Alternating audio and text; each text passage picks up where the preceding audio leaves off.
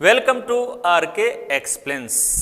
Solid state के एक और इम्पोर्टेंट कंसेप्ट को आज हम पढ़ने जा रहे हैं और वो है चुंबकीय गुण, मैग्नेटिक प्रॉपर्टीज।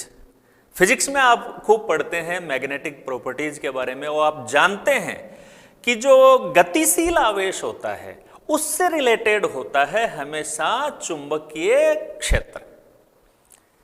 स्थिर आवेश होता है उसके चारों ओर केवल विद्युत क्षेत्र होता है, इलेक्ट्रिक फील्ड होता है, और जब आवेश गतिशील होता है तो उससे रिलेटेड विद्युत और चुंबकीय क्षेत्र दोनों होते हैं। तो गतिशील आवेश का प्रभाव है चुंबकीय क्षेत्र।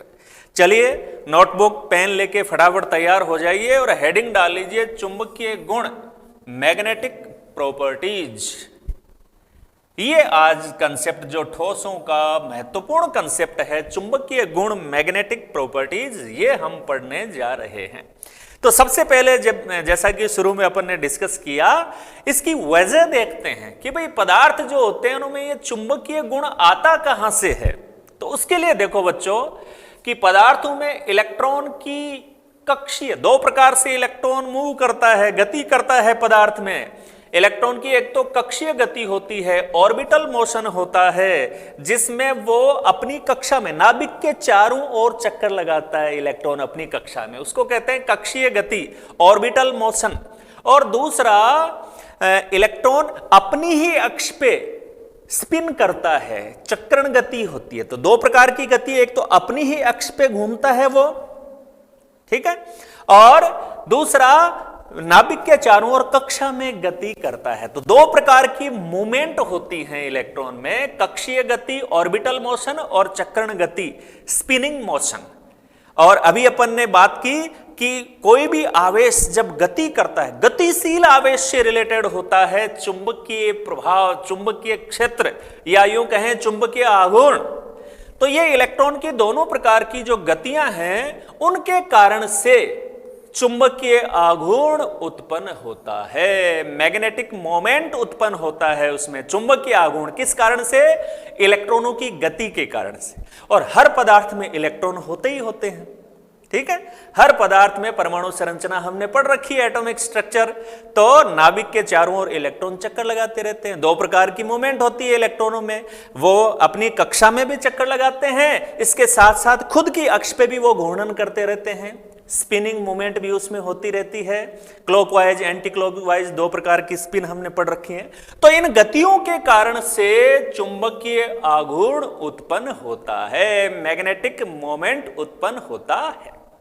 क्लियर है बात? अच्छा, इसी कारण पदार्थ में चुंबकीय गुण पाए जाते हैं। किसी भी पदार्थ में चुंबकीय आघूर्ण है तो निश्चित रूप से उसमें चुंबकीय गुण उपस्थित है, मैग्नेटिक प्रॉपर्टीज उपस्थित हैं।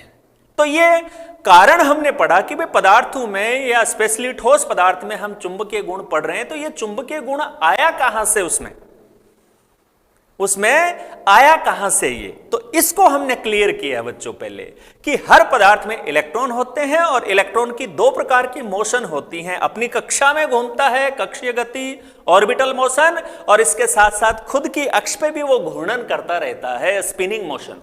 और इन मोशन के कारण से आवेश जब गति करता है तो उसके कारण से उत्पन्न होता है चुंबकीय आघूर्ण, और इस वजह से पदार्थों में चुंबकीय गुण, मैग्नेटिक प्रॉपर्टीज आती है। तो ये तो इसकी उत्पत्ति, ओरिजिन कहां से हुआ इसका, वो बात क्लियर होगी अपने। अच्छा, ये जो चुंबकीय आघूर्ण पदार्थ में उत्पन्न होता है, इसको मापने के लिए इकाई बच्चों काम में आती है बोर मैग्नेटॉन, जिसका ये सिंबल है म्यू बी, बोर मैग्नेटॉन। ये मैग्नेटिक मोमेंट, चुंबकीय आघूर्ण को मापने की इकाई है बोर मैग्नेटॉन। तो आघूर्ण कहां से आया, चुंबकीय गुण कहां से आए पदार्थ में, यह बात अपने क्लियर हो गई। अब अपनी बेसिक बात पे हम आते हैं कि ठोस पदार्थों का जहां तक सवाल है, तो अलग अलग ठोस पदार्थ होते हैं, वो अलग अलग प्रकार के चुंबकीय गुण दर्शाते हैं। कुछ ठोस पदार्थ ऐसे होते हैं कि उनको चुंबकीय क्षेत्र में अगर रखेंगे तो वो चुंबकीय क्षेत्र से प्रतिकर्षित होते हैं, कई आकर्षित होते हैं और कई प्रबल रूप से आकर्षित होते हैं, स्ट्रांगली अट्रैक्ट होते हैं। तो अलग अलग व्यवहार है। तो इन पदार्थों का चुंबकीय क्षेत्र के प्रति कि किस तरीके का व्यवहार है, इस आधार पर ही बच्चों पदार्थों की 5 कैटेगरी हैं। देखिए, चुंबकीय गुणों के आधार पर पदार्थों को 5 वर्गों में बांटा गया है। टोटल 5 क्लास हैं, इसकी 5 वर्ग हैं। इन पांचों को एक एक करके हम देखेंगे कि किन प्रकार के पदार्थों में कौन सा गुण होता है, क्यों होता है, उनको कैसे पहचाने, ये सारी बात हम डिस्कस करेंगे। तो चलिए स्टार्ट करना है। अच्छा, इनमें जो भी आपको ये लिखा हुआ दिख रहा है, ठीक इसी प्रकार से आपकी नोटबुक में आपको एज इट इज लिखना है। यहां पर केवल वही बात आपको दिखेगी जो आपको नोटबुक में लिखनी है। चलिए पहली कैटेगरी स्टार्ट करते हैं नंबर 1 से। और वो पहली कैटेगरी बच्चों आप कौन सी लिखी हुई देख रहे हैं? अनुचुंबकीय, पैरामैग्नेटिक। अनुचुंबकीय, अनुचुंबकीय किन पदार्थों को कहते हैं? जो चुंबकीय क्षेत्र की तरफ आकर्षित होते हैं वो अनुचुंबकीय हैं। ये पदार्थ चुंबकीय क्षेत्र की ओर दुर्बल रूप से आकर्षित होते हैं और इनका दुर्बल रूप से चुंबकीय क्षेत्र की तरफ आकर्षित होने का ये जो गुण है, ये जो प्रॉपर्टी है, उसी को बच्चों कहते हैं अनुचुंबकत्व, पैरामैग्नेटिज्म। तो पदार्थ का चुंबकीय, किस पदार्थ को हम अनुचुंबकीय कहेंगे, किस पदार्थ को हम पैरामैग्नेटिक कहेंगे? वह पदार्थ जो चुंबकीय क्षेत्र की तरफ दुर्बल रूप से, वीकली, दुर्बल रूप से आकर्षित होता है, उसे हम कहेंगे अनुचुंबकीय। और इनका ये जो गुण है चुंबकीय क्षेत्र की ओर दुर्बल रूप से आकर्षित होने का, उसको हम कहेंगे अनुचुंबकत्व, पैरामैग्नेटिज्म। क्लियर है बात? अब थोड़ा सा इसको समझते हैं कि चुंबकीय क्षेत्र की तरफ आकर्षित कैसे। देखिए, आपको पता ही है कि मान लीजिए हम देख लें कि यहां 2 मैग्नेटिक पोल हैं, 2 मैग्नेटिक पोल यहां पर हैं। एक ये बच्चों नॉर्थ पोल है, एक ये साउथ पोल है। आपको पता ही है कि जो चुंबकीय बल रेखाएं होती हैं वो नॉर्थ से साउथ पोल की ओर इस तरह से जाती है। ठीक है, क्लियर है बात? अब अगर यहां पर एक अनुचुंबकीय पदार्थ को रख दिया जाए तो चुंबकीय बल रेखाएं अट्रैक्ट होंगी उधर। किस तरह से? देखो, इस तरह से दोबारा से इस सिचुएशन को बनाते हैं अपन और समझते हैं। ये नॉर्थ पोल है और ये साउथ पोल है। यहां पर मान लीजिए अनुचुंबकीय पदार्थ रखा हुआ है, तो अब देखो चुंबकीय बल रेखाएं इस तरह से जाएंगी, इस तरह से।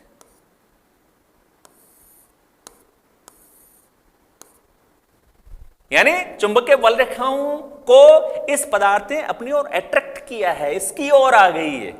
क्लियर बात समझ में आ रही है? तो इस तरह की नेचर जिन पदार्थों में होती है, ये प्रकृति, ये गुण जिन पदार्थों में होता है वो कहलाते हैं अनुचुंबकीय, पैरामैग्नेटिक। और इनका ये जो गुण है वो कहलाएगा अनुचुंबकत्व, पैरामैग्नेटिज्म। चलिए, अनुचुंबकीय पदार्थ क्या है ये तो बात अपने समझ में आ गई। अब अगली जो महत्वपूर्ण बात है कि इनमें ये गुण होते क्यों हैं, या किन पदार्थों में अनुचुंबकत्व का गुण होगा, उसके लिए देखो बच्चों ये इंपॉर्टेंट अगला जो कंसेप्ट है वो इसी से रिलेटेड है। इसमें क्या कह रहा है कि एक या अधिक अयुग्मित इलेक्ट्रॉन की उपस्थिति के कारण पदार्थों में अनुचुंबकत्व का गुण पाया जाता है। मतलब कौन सा पदार्थ अनुचुंबकीय होगा? वो पदार्थ अनुचुंबकीय होगा जिसमें अयुग्मित, अनपेयर्ड इलेक्ट्रॉन उपस्थित हैं। अगर किसी पदार्थ के सारे इलेक्ट्रॉन युग्मों के रूप में हैं, पेयर के रूप में हैं, तो उसमें अनुचुंबकत्व का गुण नहीं हो सकता। अगर उसमें अयुग्मित इलेक्ट्रॉन है तो उसमें अनुचुंबकत्व का गुण पाया जाता है। इस बात को थोड़ा सा समझते हैं कि कारण क्या है इसका। देखो बच्चों, आप इलेक्ट्रॉनिक विन्यास में हम सबने पढ़ रखा है कि प्रत्येक जो कक्षक है, ऑर्बिटल है, ऑर्बिटल में 2 इलेक्ट्रॉन आते हैं। ठीक है, और दोनों का जो चक्रण है, दोनों की जो स्पिन है वो एक दूसरे के विपरीत होती है। एक की स्पिन क्लॉकवाइज है तो दूसरे की एंटी क्लॉकवाइज होगी। ये बात क्लियर है अपने दिमाग में? अच्छा, अब अभी हमने शुरू में इस लेक्चर के स्टार्टिंग में पढ़ा था कि जब कोई भी इलेक्ट्रॉन गति करता है तो चुंबकीय आघूर्ण उत्पन्न होता है। और चुंबकीय आघूर्ण है वो सदिश राशि है। कैसी राशि है? सदिश। उसका मान दिशा पर निर्भर करता है। अब देखिए ये दोनों इलेक्ट्रॉन है, इलेक्ट्रॉनों पर आवेश की मात्रा समान होती है, ये दो इलेक्ट्रॉन है, दोनों पर आवेश तो बराबर ही है, ठीक है। तो उनके द्वारा उत्पन्न आघूर्ण है उसकी वैल्यू या क्वांटिटी तो बराबर होगी, लेकिन दोनों की प्रकृति एक दूसरे के विपरीत होगी। एक का आघूर्ण पॉजिटिव होगा तो दूसरे का आघूर्ण नेगेटिव होगा, और वैल्यू दोनों के बराबर है। तो एक का पॉजिटिव दूसरे का नेगेटिव, मान दोनों का बराबर है, तो कुल मिला के नेट जो चुंबकीय आघूर्ण है वो कितना रह जाएगा? 0, है ना। इसी वजह से अगर उसके सारे इलेक्ट्रॉन युग्मित हैं तो उसमें चुंबकीय आघूर्ण सारे आपस में कैंसिल कर देंगे, चुंबकीय आघूर्ण बचेगा ही नहीं, बचेगा नहीं तो वो चुंबकीय क्षेत्र की तरफ आकर्षित नहीं हो सकता, उसमें अनुचुंबकत्व का गुण नहीं पाया जा सकता। तो कम से कम एक इलेक्ट्रॉन का अयुग्मित होना तो जरूरी है। उससे क्या होगा, जैसे बाकी सारे युग्मित हैं और मान लीजिए उसमें एक लास्ट वाला कक्षक ऐसा है कि जिसमें उसमें सिंगल इलेक्ट्रॉन है, अनपेयर्ड इलेक्ट्रॉन है, अयुग्मित इलेक्ट्रॉन है, तो उस अकेले सिंगल इलेक्ट्रॉन के कारण से जो आघूर्ण उत्पन्न हुआ, क्योंकि उसके साथ में दूसरा इलेक्ट्रॉन नहीं है इसलिए वो कैंसिल नहीं होगा, तो उतना आघूर्ण तो बच गया ना उसमें, परमाणु में उतना आघूर्ण तो उसमें शेष रह गया, और चुंबकीय आघूर्ण जिसमें है वो चुंबकीय गुण दर्शाएगा, वो अनुचुंबकत्व दर्शाएगा, निश्चित बात है। तो अनुचुंबकत्व किसी भी पदार्थ में पाए जाने की शर्त बच्चों क्या है कि उसमें अयुग्मित अनपेयर्ड इलेक्ट्रॉन का होना जरूरी है। अयुग्मित अनपेयर्ड इलेक्ट्रॉन है तभी वह अनुचुंबकत्व दर्शाएगा। तो ए याद रख लेना आप, अयुग्मित अनुचुंबकीय, जिसमें अयुग्मित इलेक्ट्रॉन होता है वो हमेशा अनुचुंबकीय होगा। क्लियर है बात? चलिए, अच्छा, ये पदार्थ चुंबकीय क्षेत्र की अनुपस्थिति में अपना चुंबकत्व खो देते हैं, मतलब इनके चुंबकीय गुण तब तक ही हैं जिनको आपने चुंबकीय क्षेत्र में रख रखा है। अगर इनको चुंबकीय क्षेत्र से बाहर रख दें तो इनका चुंबकत्व का जो गुण है वो समाप्त हो जाता है, यानी इनका जो प्रभाव है वो स्थायी नहीं है, अस्थायी है। तब तक ही है जब तक उन्हें चुंबकीय क्षेत्र में रखा हुआ है। क्लियर है बात? स्थायी अस्थायी मतलब जैसे अनुचुंबकीय पदार्थ है उसको वो रखा हुआ है, और ऐसा नहीं है कि उसके पास मान लीजिए हम लोहे की कील आलपिन ले गए तो उसको वो अपनी तरफ अट्रैक्ट कर ले, नहीं, वो चुंबकीय क्षेत्र को अट्रैक्शन का गुण है, लेकिन है तब तक ही जब वो किसी बाहरी चुंबकीय क्षेत्र में रखा हुआ है, तब तक ही। अगर वहां से हटा लिया तो इसका चुंबकत्व है, मैग्नेटिज्म है, वो खत्म है। अब बात करते हैं इसके एग्जाम्पल्स की, उदाहरणों की। तो उदाहरणों में ऐसे सारे पदार्थ, सारे आयन बच्चों आ जाएंगे जिनमें अयुग्मित इलेक्ट्रॉन है, ठीक है। जैसे कुछ एक उदाहरण यहां पर लिखे गए हैं, O2 Cu2+, Fe3+, और क्रोमियम का आयन लिखा है Cr3+। ये सारे अनुचुंबकीय क्यों हैं? ये अनुचुंबकीय क्योंकि इनमें अयुग्मित इलेक्ट्रॉन है। आपको कोई भी आयन अगर दे दिया जाए, आप खुद बता सकते हैं कि वो अनुचुंबकीय होगा या नहीं होगा। आप फटाफट उसका इलेक्ट्रॉनिक विन्यास देखेंगे, और अगर उसके इलेक्ट्रॉनिक विन्यास में कहीं भी अयुग्मित इलेक्ट्रॉन है तो वो अनुचुंबकीय हो जाएगा। जैसे मान लीजिए इसकी बात करें, हम कॉपर की बात करें, सपोज करो, तो कॉपर का परमाणु क्रमांक 29 होता है, ठीक है। तो इलेक्ट्रॉनिक विन्यास लिखें तो 18 तक आर्गन लिखते ही हो गया। संक्षेप में जो इलेक्ट्रॉनिक विन्यास लिखने का अपना तरीका है, और इसमें अपवाद स्वरूप इलेक्ट्रॉनिक विन्यास होता है कॉपर में, आपको पता है 3d 4s, 4s में इसमें एक इलेक्ट्रॉन होता है, और 3d में इसमें इलेक्ट्रॉन होते हैं 10, है ना। अब Cu2+ है, 2+ होने का मतलब क्या हो गया कि 2 इलेक्ट्रॉन उसमें से निकल गए। तो इलेक्ट्रॉन निकलेंगे तो पहले 4s वाला इलेक्ट्रॉन निकल गया, कोई इलेक्ट्रॉन नहीं है, 0 रह गया, और इसमें 10 थे, उनमें कितना रह गया? 9, ठीक है। अब D उपकोष में बताओ कितने कक्षक होते हैं बच्चों? D उपकोष में कितने कक्षक होते हैं? 5, 1 2 3 4 5। और इलेक्ट्रॉन भरने का तरीका, हुंड का अधिकतम बहुलकता का नियम आपको पता है। एक ही उपकोष के विभिन्न कक्षकों में पहले एक एक इलेक्ट्रॉन भरा जाता है, फिर युग्मन होता है। तो 5 हो गए, अपने को टोटल 9 भरने हैं, 6 7 8 और 9। इसका मतलब Cu2+ में एक इलेक्ट्रॉन अयुग्मित है, और अगर किसी पदार्थ में अयुग्मित इलेक्ट्रॉन उपस्थित है तो वो अनुचुंबकीय होगा। क्लियर बात? अब यहां पर अगर Cu+ आयन होता +1 आयन संयोजकता भी दर्शाता है कॉपर, +1 +2 दोनों दर्शाता है। अब बताओ Cu+1 यदि है आयन और हमसे पूछ लिया जाए कि बताइए अणुचुंबकीय है या नहीं है, तो बोलो क्या कहेंगे हम? क्या Cu+1 अणुचुंबकीय है? इलेक्ट्रॉनिक विन्यास लिखेंगे तब पता लगेगा। तो इसमें +2 में 2 इलेक्ट्रॉन निकाले थे हमने और +1 में 1 ही इलेक्ट्रॉन, तो पहला इलेक्ट्रॉन तो 4s से निकलता है, तो Cu+1 का इलेक्ट्रॉनिक विन्यास हो जाएगा आर्गन 3d10 4s। मैं समझने के लिए मैं लिख रहा हूं 4s0, ये Cu+1 का है। अब बताओ इसमें तो D में 10 के 10 इलेक्ट्रॉन है, 10 हैं तो ये भी युग्मित हो गया, तो अब इसमें एक भी अयुग्मित इलेक्ट्रॉन नहीं है, इट मींस Cu+1 अणुचुंबकीय नहीं होगा। कंसेप्ट समझ में आया आपके? कोई भी आयन आपको दे दिया जाए, पूछ लिया जाए कि वो अणुचुंबकीय है या नहीं है, तो अपने को क्या करना है? उसका इलेक्ट्रॉनिक विन्यास लिखना है। इलेक्ट्रॉनिक विन्यास लिखेंगे तो हम देखेंगे अगर उसमें अयुग्मित इलेक्ट्रॉन है, अनपेयर्ड इलेक्ट्रॉन है, तो वो अणुचुंबकीय होगा। उसके सारे इलेक्ट्रॉन युग्मित हैं, सारे पेयर में हैं, तो नेट चुंबकीय आघूर्ण 0 हो गया, तो वो क्या हो जाएगा? प्रतिचुंबकीय, जो अपनी नेक्स्ट कैटेगरी है। ये देखिए, तो नंबर 2 आप लिखेंगे प्रतिचुंबकीय या डायामैग्नेटिक। तो प्रतिचुंबकीय बच्चों कौन से पदार्थ होते हैं? वे इन पदार्थों में ये चुंबकीय क्षेत्र से दुर्बल रूप से प्रतिकर्षित होते हैं, है ना? अणुचुंबकीय आकर्षित होंगे और प्रतिचुंबकीय है वो प्रतिकर्षित होंगे। इनका यह गुण प्रतिचुंबकत्व, डायामैग्नेटिज्म कहलाता है। तो जो पदार्थ चुंबकीय क्षेत्र की तरफ आकर्षित होते हैं वो अणुचुंबकीय हैं, जो प्रतिकर्षित होते हैं वो प्रतिचुंबकीय है।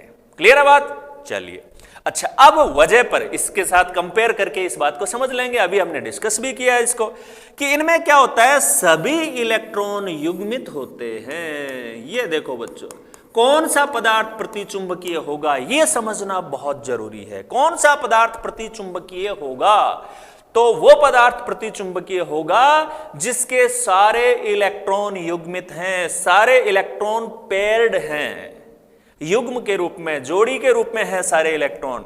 तो वो उसमें चुंबकीय आघूर्ण परस्पर निरस्त हो जाता है। जैसे यहां पर हमने समझा था ना कि चुंबकीय आघूर्ण सदिश राशि होती है और इलेक्ट्रॉन का आवेश बराबर है, तो दोनों द्वारा उत्पन्न आघूर्ण का मान तो बराबर होता है, लेकिन दिशा विपरीत होती है। एक का पॉजिटिव दूसरे का नेगेटिव, तो कैंसिल हो जाएंगे और कुल मिला के ओवरऑल जो नेट चुंबकीय आघूर्ण है वो हो जाएगा 0। नेट चुंबकीय आघूर्ण 0 हो जाता है और जिसमें चुंबकीय आघूर्ण ही नहीं है उसमें कोई चुंबकीय गुण नहीं होगा, वो चुंबकीय क्षेत्र को आकर्षित नहीं करेगा।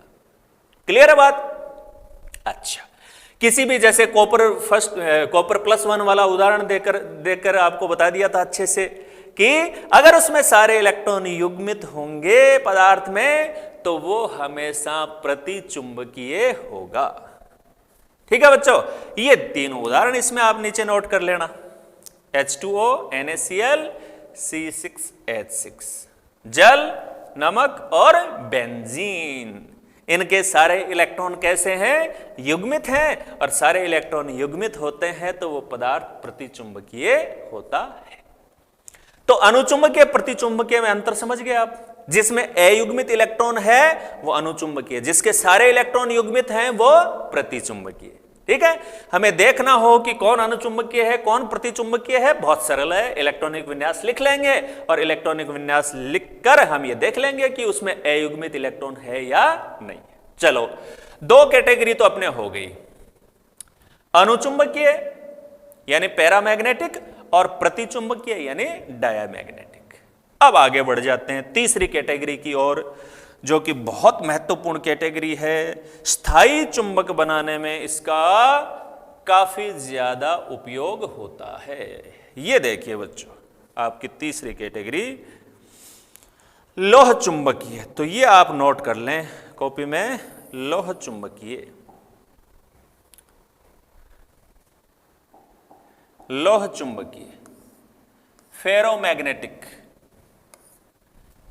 फेरोमैग्नेटिक, लौह चुंबकीय। इन पदार्थों की क्या खास बात होगी कि चुंबकीय क्षेत्र की तरफ आकर्षित होंगे, और अनुचुंबकीय भी होते हैं, चुंबकीय क्षेत्र की तरफ आकर्षित, वो दुर्बल रूप से होते हैं, वीकली होते हैं, और ये स्ट्रांगली होते हैं, प्रबल रूप से आकर्षित होते हैं। तो ये पदार्थ चुंबकीय क्षेत्र की ओर प्रबल रूप से, बहुत प्रबल रूप से, स्ट्रांगली अट्रैक्ट होते हैं।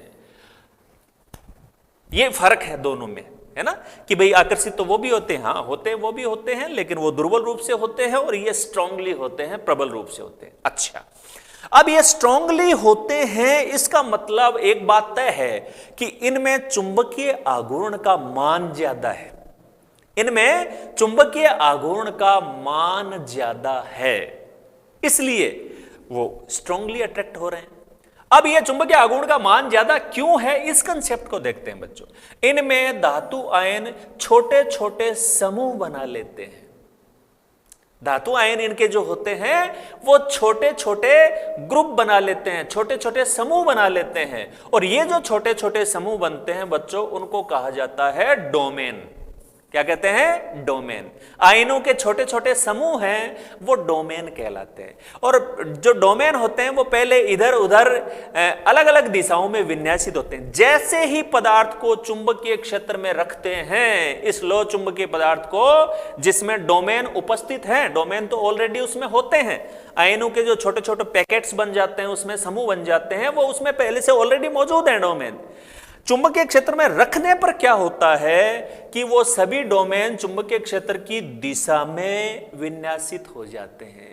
पहले डोमेन अलग अलग दिशाओं में विन्यासित थे, जैसे ही चुंबकीय क्षेत्र में रखा, सारे के सारे डोमेन चुंबकीय क्षेत्र की दिशा में उनका अलाइनमेंट हो जाता है, संरेखण हो जाता है, और सारे एक दिशा में हो जाएंगे तो आघूर्ण तो सदिश राशि है, तो सभी का एक दिशा में विन्यासित हो जाएंगे तो अत्यधिक चुंबकीय आघूर्ण उत्पन्न होता है, क्योंकि सभी के कारण उत्पन्न जो आघूर्ण है वो जुड़ जाएंगे। दिशा सेम है ना, तो दिशा सेम है तो जुड़ जाएंगे, और जुड़ जाएंगे तो नेट चुंबकीय आघूर्ण काफी ज्यादा हो जाता है।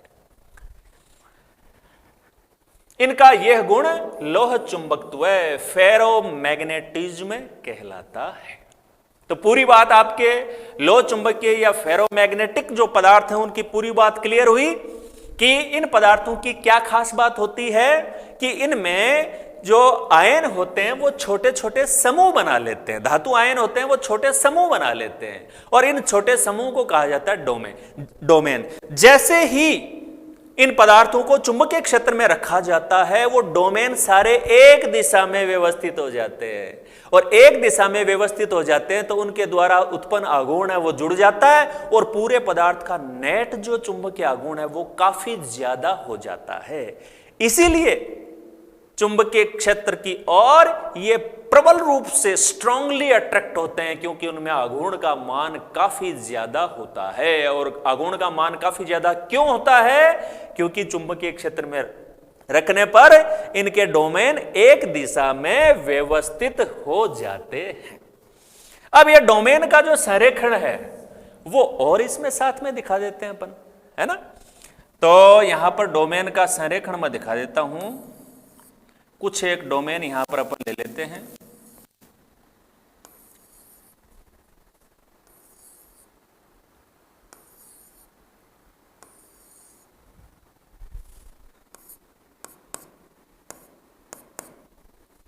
ये लो बच्चों, ये डोमेन का संरेखण अलाइनमेंट हमने दिखा दिया, है ना। आप कह सकते हैं यहां पर इसको डोमेन का संरेखण, अलाइनमेंट ऑफ डोमेन्स।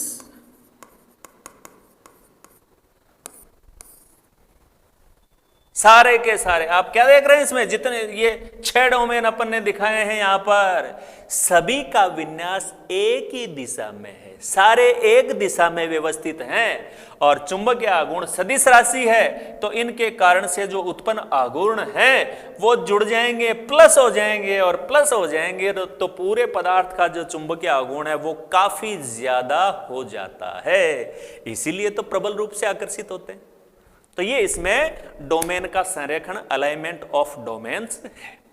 तो ये बनाने से बात क्लियर, समझ में आ गई आपके? अच्छा, अगली जो बहुत इंपॉर्टेंट बात इनके साथ जुड़ी हुई है बच्चों, वो देखें आप, ये वाले। इन्हें चुंबकीय क्षेत्र से हटा लेने पर, जैसे अनुचुंबकीय में हमने कहा था कि चुंबकीय क्षेत्र से बाहर रखते ही उनका चुंबकत्व खत्म हो जाता है, लेकिन इनके मामले में स्थिति बिल्कुल अलग है।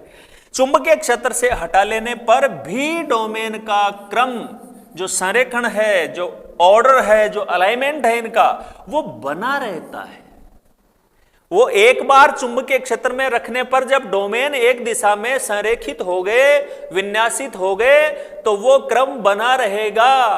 अब अगर यानी इनका चुंबकत्व स्थायी होता है, उनको चुंबकीय क्षेत्र से हटा लें तो भी ये जो क्रम इनका बना है, ये जो व्यवस्था, संरेखण इनका बना है डोमेन का, वो वापस डिस्टर्ब नहीं होगा। एक बार एक दिशा में वो विन्यासित हो गए तो उनका विन्यास, उनका क्रम बना रहेगा। तो बना रहेगा जब तक ये एक साइड में विन्यासित हैं, तब तक आघूर्ण का मान इनका काफी ज्यादा है। इसी वजह से हम कहते हैं कि इनका चुंबकत्व कैसा होता है? स्थायी होता है, परमानेंट होता है इनका चुंबकत्व, मैग्नेटिज्म। जबकि अनुचुंबकीय में क्या था कि जैसे चुंबकीय क्षेत्र से हटाया उनका चुंबकत्व खत्म हो जाता है, अस्थायी होता है उनका चुंबकत्व। जबकि इनका चुंबकत्व कैसा होता है? स्थायी होता है। यही कारण है कि लौह चुंबकीय पदार्थों का उपयोग स्थायी चुंबक, परमानेंट मैग्नेट बनाने में होता है। बहुत अच्छा क्वेश्चन है ये, बहुत बढ़िया इंपॉर्टेंट क्वेश्चन है बच्चों। ये काफी बार इस क्वेश्चन को पूछा जाता है कि लौह चुंबकीय पदार्थों का उपयोग स्थायी चुंबक बनाने में क्यों होता है। तो वहां पर हम कहते हैं कि लौह चुंबकीय पदार्थों में डोमेन का जो क्रम है, डोमेन का जो संरेखण है, वो इन्हें चुंबकीय क्षेत्र से हटा लेने पर भी बना रहता है। इनका चुंबकत्व स्थायी होता है, इसलिए इनका उपयोग परमानेंट मैग्नेट बनाने में होता है। बोलो, पूरी बात, लौह चुंबकीय पदार्थ की पूरी बात, पूरा कंसेप्ट आपके दिमाग में क्लियर हुआ कि नहीं हुआ? क्लियर है, स्पष्ट है पूरी बात? चलिए अब लास्ट में बच्चों इनके बहुत महत्वपूर्ण उदाहरण हैं, वो आप नोट कर लेंगे। आयरन, कोबाल्ट, निकल और क्रोमियम ऑक्साइड, ये एग्जांपल्स हैं इनके। आगे बढ़ जाएं। चलिए, अब ये जो लौह चुंबकीय में जो डोमेन वाली जो बात हमने पढ़ी, उसमें इससे रिलेटेड कुछ यूं कहें कि इस कैटेगरी से कुछ डोमेन का संरेखण है, उससे रिलेटेड कुछ दो कैटेगरीज में और बनती हैं, वो देखते हैं हम आगे। तो आगे बढ़ जाता हूं मैं और नेक्स्ट अपनी चौथी कैटेगरी बच्चों हम ले लेते हैं। ये देखिए, चौथी कैटेगरी अपनी है प्रतिलोह चुंबकीय। लोह चुंबकीय में क्या शब्द जुड़ गया है इसमें? प्रति, एंटी फेरोमैग्नेटिक। तो लौह चुंबकीय पदार्थों में तो जो चुंबकीय आघूर्ण है वो काफी ज्यादा होता है, और इसमें स्थिति बिल्कुल विपरीत है। इसमें चुंबकीय आघूर्ण जीरो है, इसमें चुंबकीय आघूर्ण जीरो है। प्रतिलोह चुंबकीय, इसमें डोमेन होते हैं, इसमें भी जैसे लौह चुंबकीय में डोमेन होते हैं, इसमें भी डोमेन होते हैं, लेकिन डोमेनों का जो संरेखण है वो एक दूसरे के विपरीत हो जाता है। देखिए, इनमें डोमेन एक दूसरे के विपरीत विन्यासित होते हैं। जितने डोमेन है उसमें आधे एक साइड में, आधे एक साइड में, तो बराबर संख्या में विपरीत दिशा में हो गए तो एक दूसरे के आघूर्ण को वो क्या कर देंगे? निरस्त कर देंगे। ठीक है, तो और एक दूसरे के चुंबकीय आघूर्ण को निरस्त कर देते हैं। अतः इनका नेट चुंबकीय आघूर्ण जीरो हो जाता है, शून्य हो जाता है, और ये चुंबकीय क्षेत्र से प्रतिकर्षित होते हैं, और यही गुण इनका प्रतिलोह चुंबकत्व, एंटी फेरोमैग्नेटिज्म कहलाता है। इसी बात को कि ये डोमेन है वो एक दूसरे के विपरीत कैसे विन्यासित है, इसी बात को बच्चों हम यहां पर एक डायग्राम के द्वारा समझ लेते हैं। यहां पर भी डोमेन का संरेखण मैं दिखा देता हूं, आप भी साथ साथ इसको बना लें, जिससे पूरा कंसेप्ट अपने दिमाग में क्लियर हो जाए कि हम क्या कहना चाहते हैं। डोमेन का संरेखण विपरीत कैसे, क्या मीनिंग है इसका? तो ये देखो,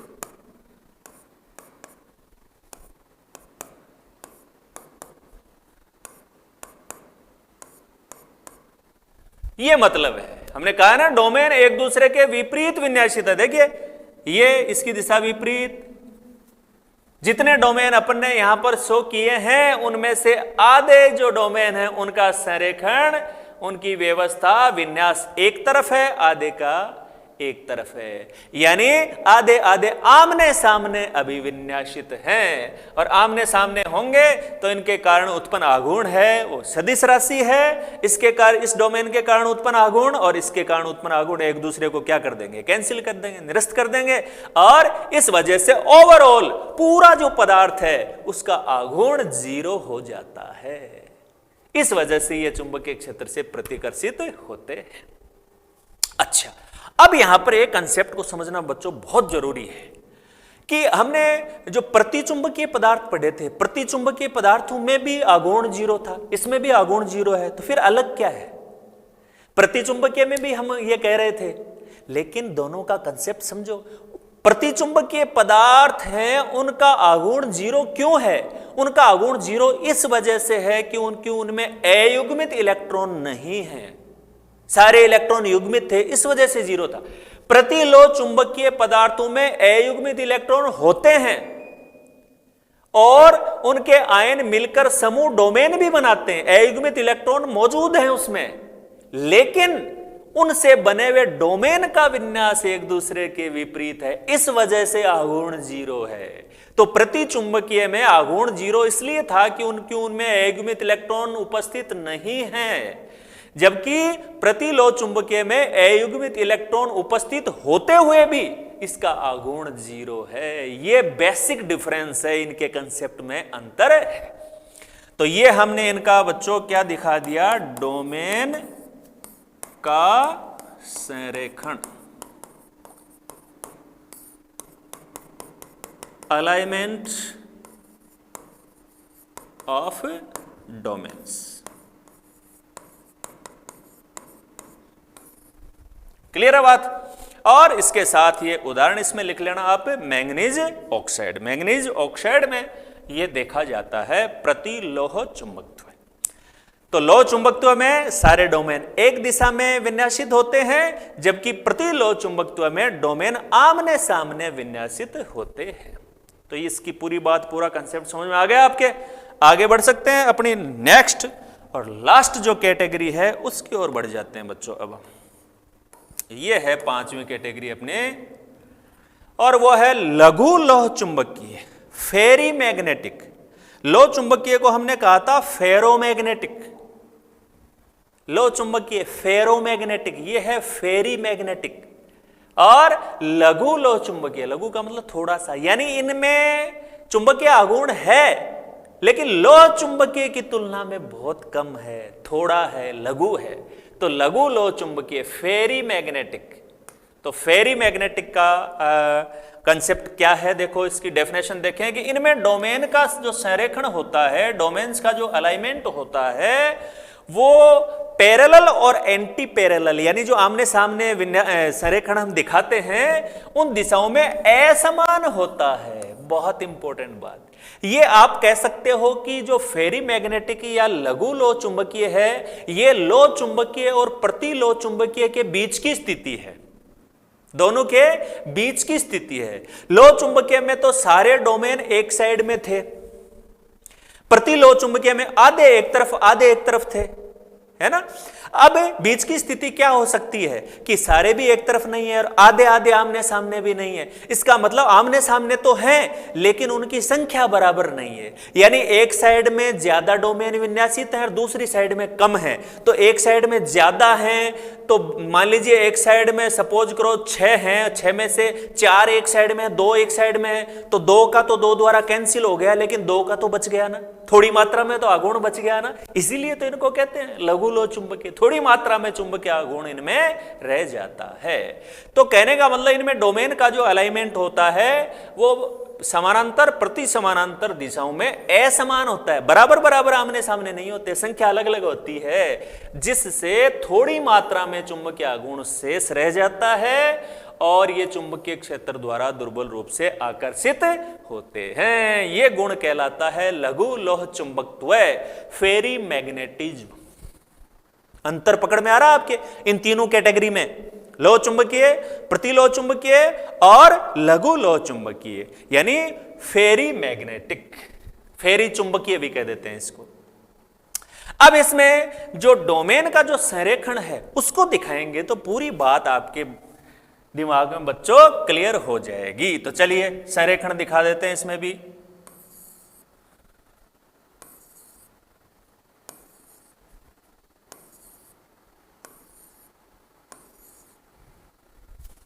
ये देखिए संरेखण देखते ही आपके तुरंत बात क्लियर हो जाएगी। ये देखिए डोमेन का संरेखण है और संरेखण में आप देख रहे हैं कि 1 2 3 4 डोमेन है, वो ऊपर की ओर अलाइंड हैं, ऊपर की ओर व्यवस्थित हैं, इनकी दिशा ऊपर की ओर है, और 2 देखिए 2 की नीचे की ओर है। तो इन दो का जो आघूर्ण है वो और इन 2 का आघूर्ण है वो, ये बराबर मात्रा में आमने सामने दिशा है तो कैंसिल हो गए, ये 2 इन 2 से कैंसिल हो गए, लेकिन ये 2 तो रह गए। तो उनका जो आघूर्ण है, इसका प्लस इसका, इन दोनों का जो आघूर्ण है वो तो पदार्थ में शेष रह जाएगा, इसीलिए तो इनको कहते हैं लघु। थोड़ी मात्रा में चुंबकीय आघूर्ण शेष रह जाता है, इस कारण से वो चुंबकीय क्षेत्र की ओर आकर्षित होते हैं और उन्हें हम फेरी चुंबकीय, लघु लो चुंबकीय पदार्थ कहते हैं। तो इस तरह से बच्चों हमने समझा कि ये जो तीनों पदार्थ हैं, लो चुंबकीय, प्रतिलो चुंबकीय, फेरी चुंबकीय, इनमें डोमेन का जो संरेखण है उसमें अंतर होता है। बेसिकली लो चुंबकीय में सारे डोमेन एक दिशा में संरेखित होते हैं, एक दिशा में विन्यासित होते हैं। प्रतिलो चुंबकीय में आधे आधे, या यूं कहें कि बराबर संख्या में डोमेन आमने सामने व्यवस्थित होते हैं, आधे एक तरफ और आधे उनके विपरीत दिशा में, इसलिए वो कैंसिल कर देते हैं, आघूर्ण 0 हो जाता है। और लघु लो चुंबकीय में बीच की स्थिति होती है, इसमें डोमेन दोनों दिशाओं में यानी विपरीत दिशा में अभिविन्यासित तो होते हैं, लेकिन वो उनकी संख्या समान नहीं है, उनकी संख्या असमान है। एक दिशा में ज्यादा डोमेन होते हैं और जिस दिशा में ज्यादा डोमेन होंगे उनमें से कुछ डोमेन के कारण से थोड़ी मात्रा में चुंबकीय आघूर्ण इसमें शेष रह जाता है और वो चुंबकीय गुण दर्शाते हैं। क्लियर है बात? चलिए अब देखो बच्चों, ये जो लघु लो चुंबकीय है उनसे रिलेटेड लास्ट पॉइंट है, और वो है कि इन पदार्थों को गर्म यदि किया जाए, लघु लो चुंबकीय पदार्थ को, तो ये अपना फेरी चुंबकत्व खो देते हैं और अनुचुंबकीय बन जाते हैं। कहने का मतलब गर्म करने से इनका जो चुंबकत्व होता है, इनका जो चुंबकीय आघूर्ण होता है, उसके मान में कमी आ जाती है, इनके मान में कमी आ जाती है और चुंबकीय आघूर्ण कम हो जाएगा तो फिर वो फेरी चुंबकीय के रूप में व्यवहार न करके एक साधारण अनुचुंबकीय पदार्थ के रूप में वो बिहेव करने लग जाते हैं। इट मीन्स फेरी चुंबकीय पदार्थ को गर्म करने से इसका चुंबकीय आघूर्ण है उसमें कमी आती है और वो एक सरल प्रकार के अनुचुंबकीय पदार्थ के रूप में बिहेव करता है। और लास्ट में बच्चों नोट कर लेंगे इसमें example, magnetite Fe3O4, magnetite Fe3O4। तो इस तरह से हमने देखा कि ठोस पदार्थों का चुंबकीय क्षेत्र में क्या व्यवहार है। इस आधार पर इनकी 5 कैटेगरी हैं, अनुचुंबकीय, प्रतिचुंबकीय, लो चुंबकीय, प्रतिलो चुंबकीय और फेरी चुंबकीय। इनमें क्या अंतर होता है, इसके पीछे का कंसेप्ट क्या है, वो सारी चीजें हमने बहुत अच्छे से की और मुझे पूरी उम्मीद है कि इनसे रिलेटेड कोई भी क्वेश्चन बनता है तो उसका आप लोग बहुत ही इजीली जवाब दे सकते हैं।